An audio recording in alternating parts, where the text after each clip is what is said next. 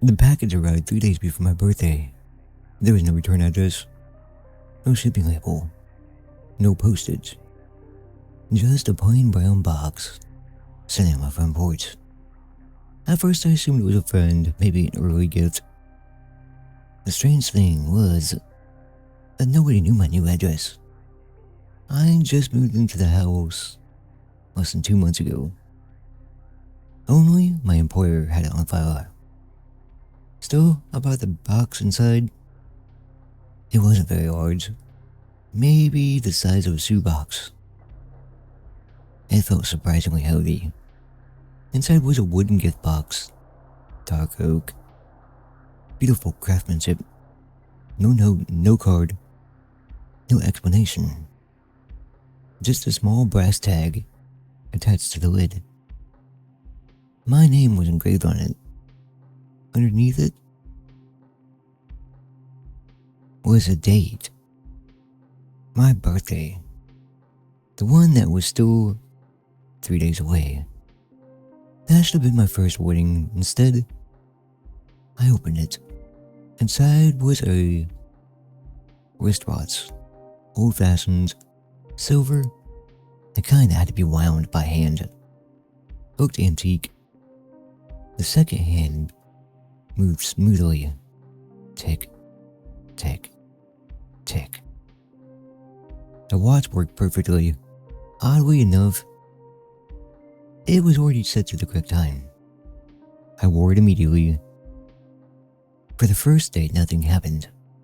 Then I noticed something strange. At exactly 11:17 p.m., the watch stopped. Every night, same time, 11:17.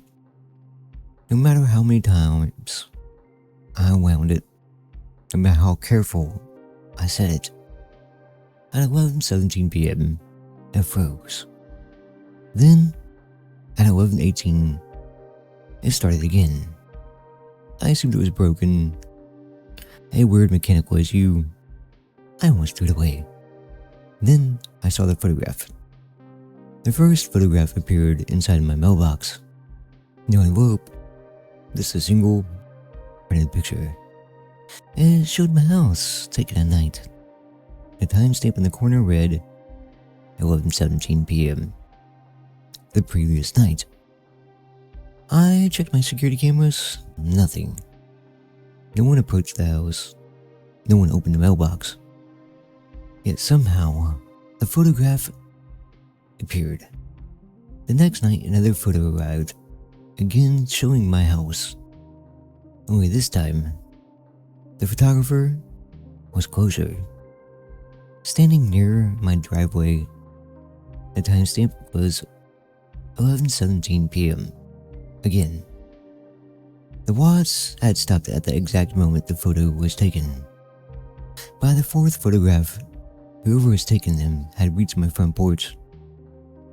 By the sixth, they were inside my house. The image showed my living room, taken from a dark corner, looking directly at the couch where I had fallen asleep. I contacted the police. They searched the house, found nothing. The locks were intact. The camera showed nothing unusual. The officer suggested someone was harassing me. Maybe a stalker, maybe an ex. I was wrong.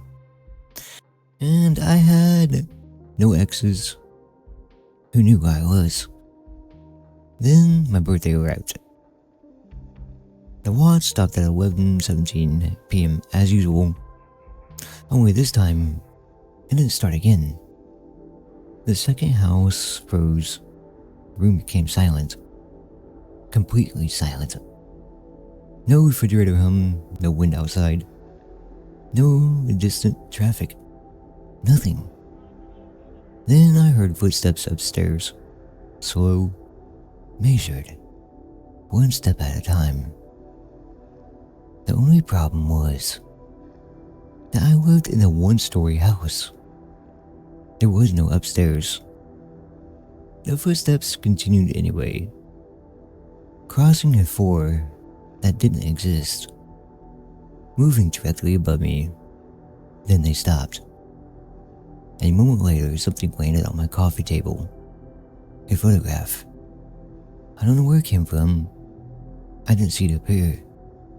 One second the table was empty. The next, it wasn't. The photo showed me sitting exactly where I was, holding the photograph, looking terrified. The timestamp in the corner read 11:17. Tomorrow's date. My stomach dropped. I flipped the photograph over. Written on the back were 4 words. Open the gift again. The wooden box sat exactly where I left it. I carried it to the kitchen, opened the lid. The watch was gone. In its place was another photograph. This one much older. The image showed a man standing in my living room. The same room. The same house. The same corner where every photograph had been taken. The date printed on it was 1986. On the back, someone had written first recipient. Beneath, it was another second recipient. Then another third. There were dozens. Each photograph showed a different person, different decades, different houses, different lives, all standing in that same dark corner, all holding the same watch. The final photograph was mine, taken the night before. The back simply read, next caretaker. Then I heard a sound behind me, a watch ticking, loud, close. I turned around. The silver watch was hanging on the wall, where no clock had ever been. Tick, tick, tick. The second hand moved toward 11:17, and for the first time I noticed another brass tag attached beneath it. A list of names, dozens of them, crossed out one by one. At the very bottom was mine.